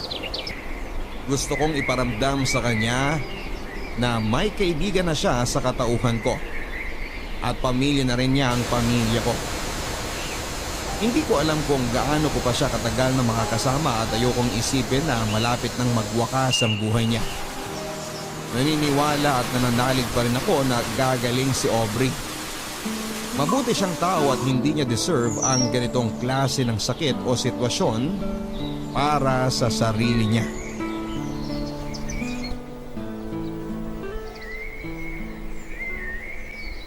Aubrey, sandali na lang to. 3 pasyente na lang at maaasikaso na tayo ng nurse. Mabuti naman kung ganon. Grabe, no? Ang daming tao ngayon dito sa ospital kumpara nung isang araw. Oo nga eh, medyo mainit tuloy. Kamusta na pala ang pakiramdam mo? Hindi ka na ba nahihilo? Mas okay na ako ngayon kaysa kanina bago tayo umalis ng bahay. Na halos hindi na ako makatayo. Mabuti naman. Pero huwag ka mag-alala. Kapag naasikaso na tayo ng nurse, makakakuha na tayo ng kwarto mo dito sa ospital. Ako na lang ang babalik sa bahay mo mamayang hapon para kunin ang ibang paggamit. Pwede naman kasi sa bahay na lang ako eh. Aubrey, kapag nag-start na ang therapy mo, hindi naman pwede mapapagod ka sa biyahe. Kaya ayos na rin to. Hindi naman ako nagpapagod. Hindi ko lang talaga maiwasan ng mahilo ko minsan-minsan. Ang totoo nga niyan, ikaw ang iniisip ko. Bakit naman ako? Lakas-lakas ko. So sinasamahan mo pa ako dito sa ospital bago ka pumasok sa opisina. Bago ka na lang tuloy nag-half day tapos wala ka na halos matulog at pahinga. Mas malalim na nga yung eye bags mo kasi sa akin, no? Wala yun. Alam mo namang sanay ako sa puyatan. Dati kaya akong call center agent. Kaya kung puyat at pagod lang din, kayang-kaya ko yun. Saka nakalive naman ako ngayon. Yun na nga eh. Naubos na ang leave credits mo nang dahil sa akin. At least nagamit ko, di ba? Alam mo namang hindi ako pala bakasyon. Kaya kung hindi ko gagamitin yun sa pagsama-sama sa'yo, malamang itulog ko lang yun. Baka nga pala pumunta si Mami mamaya para may kasama ka kapag umalis na ako para kunin ang ibang gamit mo sa bahay. Isa pa yan. Sa totoo lang, nahihiya na rin ako sa family mo. Pati sila naaabala ng dahil sa akin. Yung pagluluto ng mami mo ng mga pagkain na pwede ko lang kainin, tsaka yung pagdalo ng kapatid mo sa bahay para masamahan ako kapag nasa opisina ka. Lahat tuloy sila apektado ng sakit ko na to. Ayan ka na naman eh. Sabi ko naman sa'yo, di ba? Si Mami nagsuggest na ipagluto ka ng mga kakainin mo. Saka yung kapatid ko, enjoy na enjoy siya lagi makipagkwentuhan sa'yo. Siya pa nga nag-aalala na baka napapagod ka na raw sa kadaldalan niya eh. Kaya huwag ka na mag-isip ng kung ano-ano, okay? Ito kasi talaga yung ayoko eh. Minsan na nga lang ako mapalapit sa ibang tao. Nagiging papikat pa ako. Kaya nga pinipilit ko na lang na ilayo ang sarili ko kasi ayokong dumating ang araw na... Tama na, Aubrey. Hindi ka na iba sa pamilya ko. Nakita mo naman kung paano ka nila tinanggap nung unang beses ka pa lang nilang nakilala, hindi ba? Kaya wag na wag mong iisipin na nagiging pabigat ka sa amin. Thank you, Dexter, ha? Thank you talaga sa inyong lahat.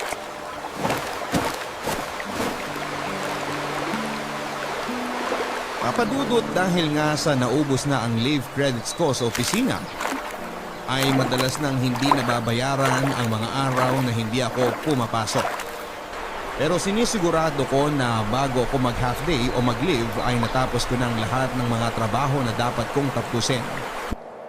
Minsan nga ay dinadala ko na rin ang mga yon sa bahay para lang hindi ako maabutan ng deadline. Hindi rin kasi ako pwedeng mawala ng trabaho, lalo na ngayong tumutulong na rin ako financially para kay Aubrey.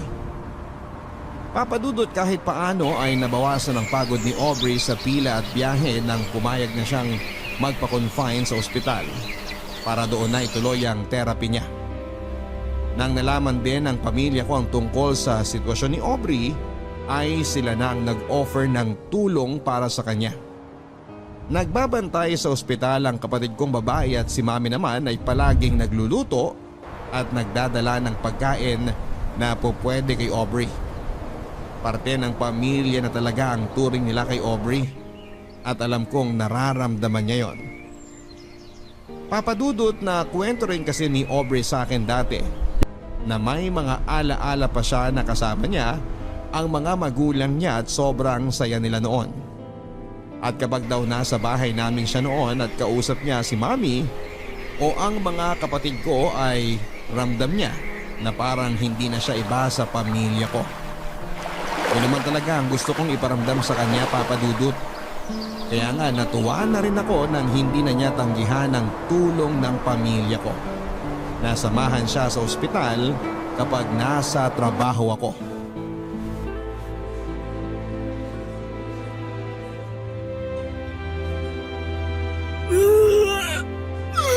Sige, ilabas mo lang lahat yan.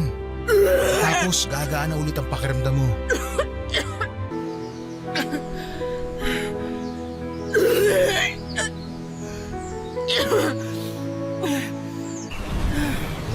Okay na ba?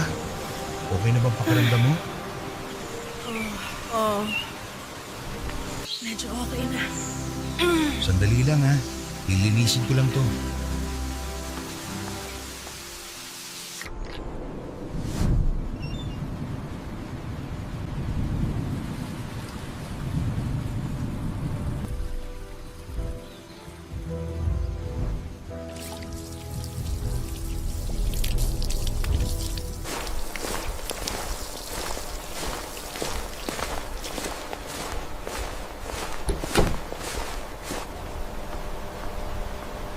Gusto mo bang matulog muna?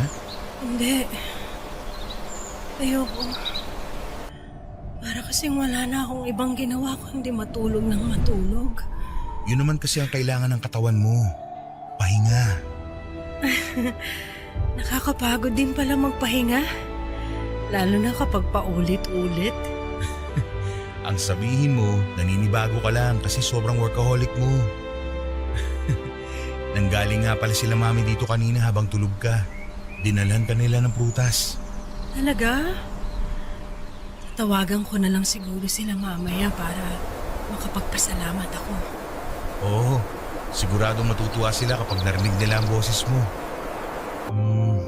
May gusto ka bang kainin? Ipagbalat kita ng orange o mas gusto mo tumansanas? Kahit yung orange na lang. Sige. Si tita nga pala dapat dadalaw din ng isang araw. Kaya lang nagkasakit si Lola kaya hindi natuloy. Pero lagi niyang sinasabing namimiss ka na raw niya. Yung mga pinsan ko naman nangungulit kung kailan ka raw ba ulit nila makakainuman. Ang sabi ko, magpalakas muna sila ng atay para matalo ka nila. Tapos Gusto ko nang umuwi. Hindi pa pwede, Aubrey. Kaya ko namang bumiyahe pa uwi pagkatapos ng chemotherapy. Pero mas mapapagod ka kapag nag-uwian tayo sa bahay mo. Kaya ko naman dati, di ba? Mas maaalagaan ka ng mga nurse dito. Kaya kong alagaan ang sarili ko sa bahay. Alam ko naman na kung ano mga dapat kong gawin at hindi ko rin ginagawa ang lahat ng mga bawal. Ayoko lang talaga na magstay pa dito sa ospital. Ayoko na sa kwarto na to. Gusto mo ba ng bagong movies?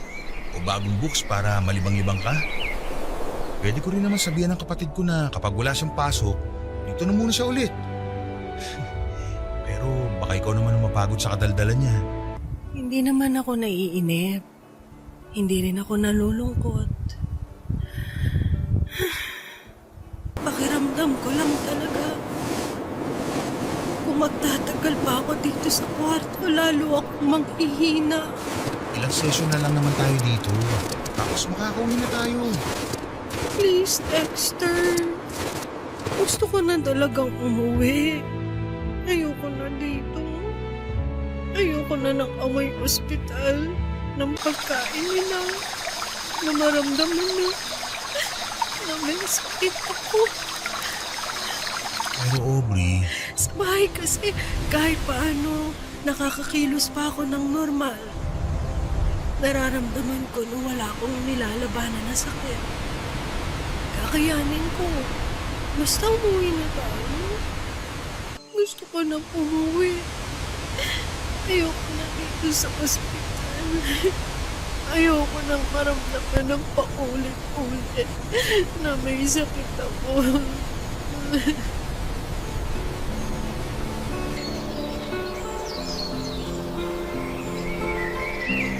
Papadudot pakiramdam ni Aubrey ay mas nanghihina siya kapag nakakonfine siya sa ospital.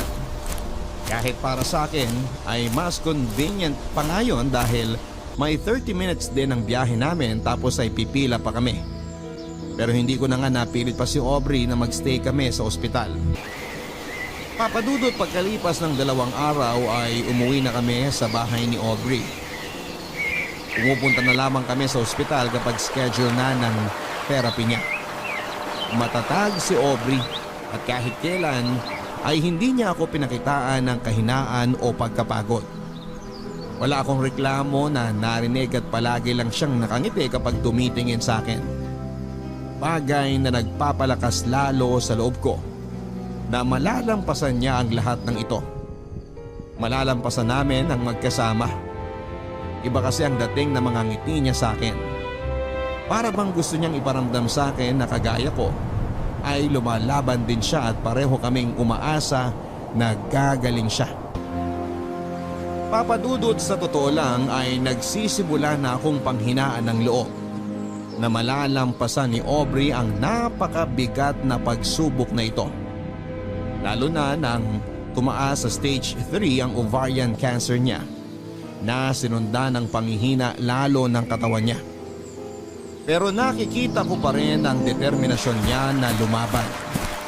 Bagay na muling nagbigay ng lakas ng loob sa akin para magpakatatag.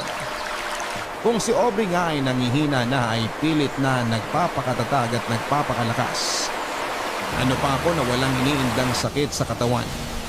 Kaya kailangan kong taasan ang pananalig ko na gagaling siya at malalampasan niya ang lahat ng ito. Papadudot habang tumatagal na nakakasama ko si Aubrey ay mas lalo ko siyang minamahal. Pero pinigilan ko ang sarili ko na sabihin sa kanya ang bagay na yon. Ayoko kasing isipin niya na baka naaawa lang ako sa kanya. Kaya sa halip na marinig niya sa akin ang tungkol sa nararamdaman ko, ginawa ko na lamang ang lahat para maiparamdam sa kanya kung gaano ko siya kamahal. Inalagaan ko siya, inasikaso at kahit kailan ay hindi iniwan. Kasama ko ang pamilya ko sa pagpaparamdam kay Aubrey na hindi siya nag-iisa at may mga tao na nagmamahal at patuloy na nagmamalasakit sa kanya. Sa paraan na yon, alam ko na magpapakatatag siya at lalaban.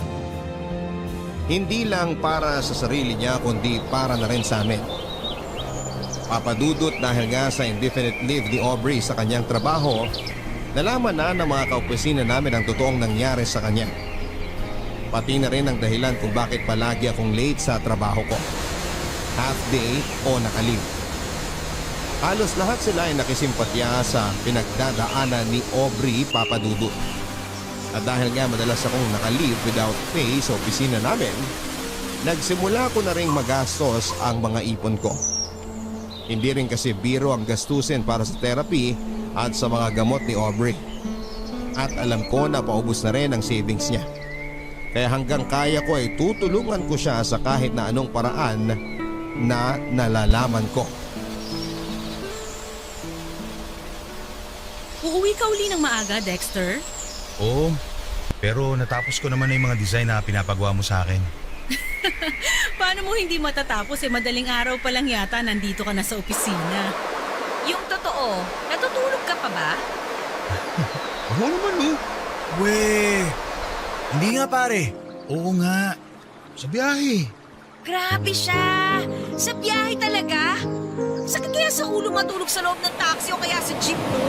Naku, sinabi mo pa. Pero yung totoo, Dexter, bakit mo ginagawa yan? Ang alin? Ang lahat ng yan para kay Miss Aubrey. Uy, Dexter, mag-on na ba kayo? Hindi. Magkaibigan lang kami.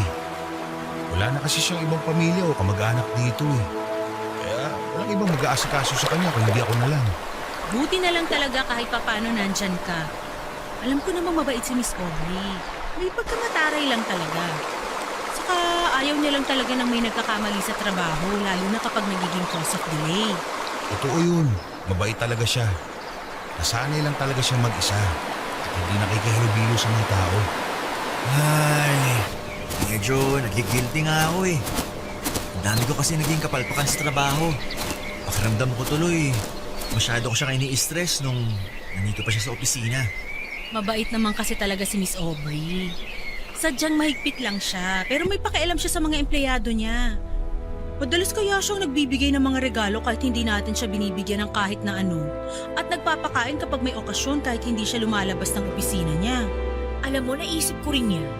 Hindi niya talaga deserve yung mga nangyayari sa kanya ngayon. Ay. Uy, oo nga pala, Nolan. Dala mo ba yung pinagbentahan ng unang batch ng t-shirt tsaka keychain? Ah, oo. Sandali lang. Nandito sa drawer ko.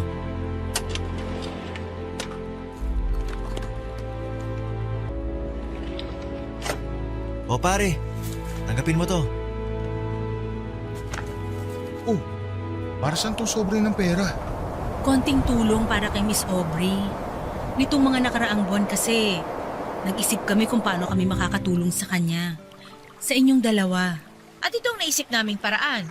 Gumawa kami kasi ng fundraising dito sa office. Paggawa tsaka nagbenta kami ng mga t-shirt at tsaka keychains. Alam namin na medyo maliit na halaga pa lang yan kumpara sa gastusin niya ngayon. Pero sana makatulong. Malaking tulong na to para sa kanya. Yung pag-aalala niyo pa lang sa kanya at paggawa ng mga ganitong bagay. Sobra-sobra na kayong pasasalamatan ni Aubrey kapag nalaman niya to. Basta pare, kung may iba pa kayong kailangan ni Miss Aubrey na pwede namin maitulong, sabi ka lang ha. Palaging kasama si Miss Aubrey sa mga dasal namin. Naniniwala kami na malalampasan niya ang lahat ng to. Salamat talaga sa inyo ha. Sobrang laking tulong nitong ginagawa niyo para sa kanya. Para lalo mapalakas ang loob niya. Huwag kayong mag-alala. Makakarating ang lahat ng tulong at mensahe niyo para kay Aubrey. Papadudot, hindi ko inaasahan ang ginawang pag-abot ng tulong ng mga kaopisina ko kay Aubrey. Alam ko naman na nagiging usap-usapan na si Aubrey sa trabaho dahil sa sakit niya. Pero hindi ko alam na gumawa na pala sila ng paraan para makatulong. Akala ko kasi ay wala talaga silang pakialam kay Aubrey. Dahil sa paniniwala nga ng mga ito na masama ang ugali niya. Pero heto sila at nagkaisa na gumawa ng fundraising para makapagbigay ng financial support. Papadudot nang sabihin ko kay Aubrey ang tungkol sa tulong na inabot ng mga kaopisina namin at patuloy na pagbebenta ng mga ito ng t-shirt at keychain para makalikom pa ng pera, ay hindi na niya napigilan ang sarili niya na maiyak. Nagigilty daw siya dahil pakiramdam niya ay hindi naging mabuti ang treatment niya sa mga ito. Pero heto sila at nagmamalasakit para sa kanya. Kaya raw kapag nabigyan siya ng isa pang pagkakataon ay babawi siya sa mga ito. Papadudot, sinabi ko naman sa kanya na wala siyang dapat na ipag-alala. Dahil naiintindihan ng mga kaopisina namin na ginawa niya lang ang tama pagdating sa trabaho. At alam ng mga ito kung gaano siya kabuting tao. Hindi niya kailangang bumawi dahil lumaban at gumaling lang siya sa sakit niya ay sapat na yon para masuklian lahat ng tulong na ibinigay ng mga taong nagmamalasakit sa kanya. Nakausap ko yung kapatid mo kanina sa telepono. Ang kulit-kulit pa rin talaga. Kung pwede raw na dito na lang siya sa bahay matulog araw-araw para may kasama siyang manood ng K-drama. Ang sabi ko naman, kapag weekends na lang para pwede siyang magpuyat, diba? Dexter? Okay ka lang? Naririnig mo ba ako? Ha? Oo, okay lang. Bakit naman hindi ako magiging okay? Ano nga yung kinukwento mo? Tungkol kay Mami, hindi ba? Tungkol sa kapatid mo, ang sabi ko. Kausap ko siya sa telepono kanina. Ah, oo nga. Sorry. Medyo nabibingi lang ako. Last session na nga pala natin sa chemotherapy mo next week, no? Nag-file na rin ako ng leave for 1 week. Bakit magli-leave ka pa? Wala ka ng leave credits, di ba? Hindi na yan mababayaran ng kumpanya. Kaya dapat pumasok ka na lang noon. Okay lang. Gusto ko kasi sana na mag-celebrate tayo pagkatapos ng last therapy mo. Para saan? Tapos na ang birthday mo Hindi ko rin naman birthday. Walang may birthday. Gusto ko lang na magkaroon ng advance celebration kasi sigurado naman ako na pagkatapos ng last session ng therapy mo, gagaling ka na. Hindi ka pa rin nawawala ng pag-asa.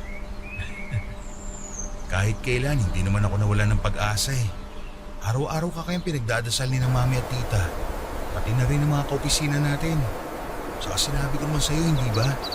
Kahit hindi ako nurse o doktor, alam ko nagagaling ka. Hindi ko na talaga alam kung paano ka papasasalamatan. Kayong lahat, lalo na ang pamilya mo. Buong buhay ko, hindi ko naisip na pwede ko pa palang maranasan to. Pwede pa pala akong magkaroon ng pamilya. Wala ka naman dapat na ipagpasalamat kasi ginusto naming lahat na gawin to. Parte ka na ng pamilya namin. Kaya lahat gagawin namin para sa'yo. Alam mo dati, takot na takot akong mamatay. Kasi hindi ko ma-imagine kung paano mamamatay ng nag-iisa. Walang pupunta sa burol ko. Walang makikiramay. Walang iiyak. Aubrey, hindi ka na nag-iisa ngayon. At hindi ka rin mamamatay. Ngayon hindi na ako takot. Pero handa na rin akong lumaban. Kasi honestly, nawalan na ako ng pag-asa noon eh. Tinanggap ko na hanggang dito na lang talaga ako. May pag-asa pa tayo. Kakayanin natin to. Ay. Oo. Kakayanin ko pa. Dahil sa tuwing nakikita ko kayo ng pamilya mo, pakiramdam ko, nabubuo ulit ako. At sa tuwing hawak ko ang mga kamay ko kagaya ngayon, lumalakas ako. Kaya nga hindi ko nabibitawan itong mga kamay mo kahit kailan. Alam mo, kung pagbibigyan lang talaga ng Diyos na madugtungan pa ulit ang buhay ko, o kahit hanggang dito na lang talaga ako, magpapasalamat pa rin ako ng paulit-ulit sa Kanya. Kasi kahit sa kahuli-hulihang sandali ng buhay ko, naranasan ko pa rin kung paano maging parte ng isang masayang pamilya. Basta lalaban pa rin tayo ha. Walang susuko sa atin. Sasamahan kita kahit na anong mangyari. Hindi ka nabibitiwan ng mga kamay ko. Oo, lalaban ako. Lalaban ako para sa'yo. Para makasama ko pa kayo ng mas matagal.